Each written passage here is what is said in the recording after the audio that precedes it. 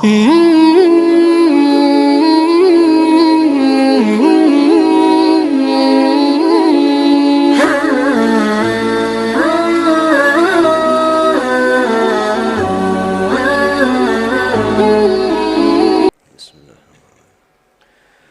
ابن عباس رضی اللہ تعالیٰ عنہما سے روایت ہے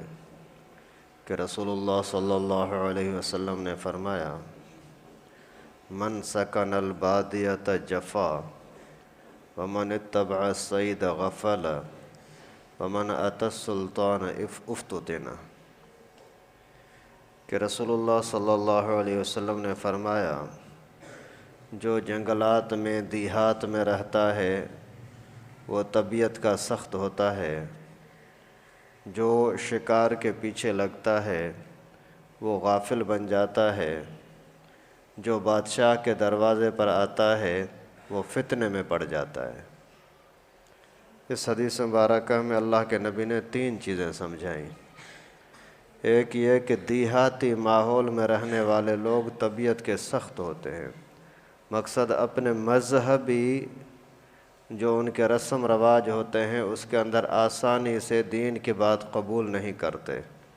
جیسے مکے کے مشرک تھے، یا آج کل کے بھی جو یہ فرقے واریت کا ماحول ہے دیہاتی، وہ کوئی بات ماننے کے لیے تیار نہیں ہوتے، بس ضد ہی ضد، بھلے قرآن سامنے پڑھو حدیث سامنے پڑھو، لیکن ان کے دماغ میں یہ بیٹھا ہوا ہے،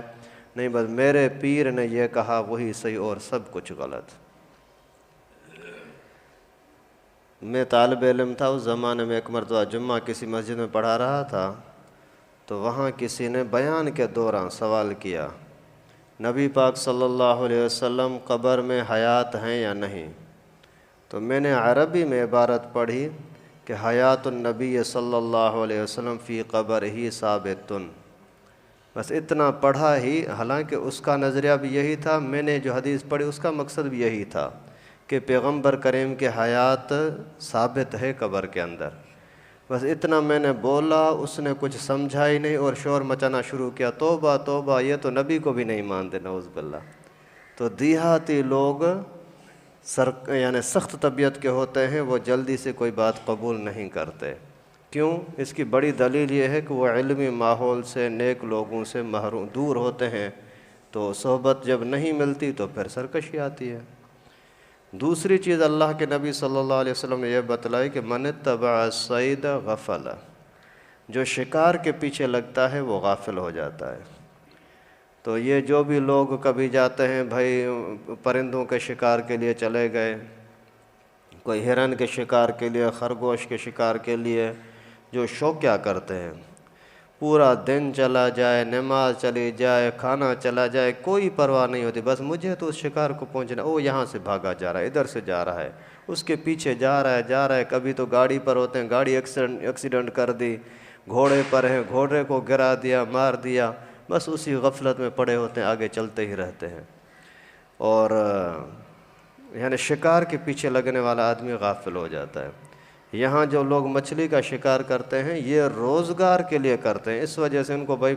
طے ہے اس ٹائم تک اگر ہمیں رزق میں روزی ملی تو ٹھیک ہے، نہیں تو پھر بھی گھر جانا ہے۔ تو یہ اور چیز ہے، جو شوقیہ شکار کرتے ہیں نا وہ غافل ہو جاتے ہیں۔ اور تیسری چیز اللہ کے نبی صلی اللہ علیہ وسلم نے یہ بتلائی کہ من اتی السلطان افتتن، جو بادشاہ کے در پر آتا ہے وہ فتنے میں پڑ جاتا ہے، پریشانی میں آ جاتا ہے۔ اگر دیندار بادشاہ ہے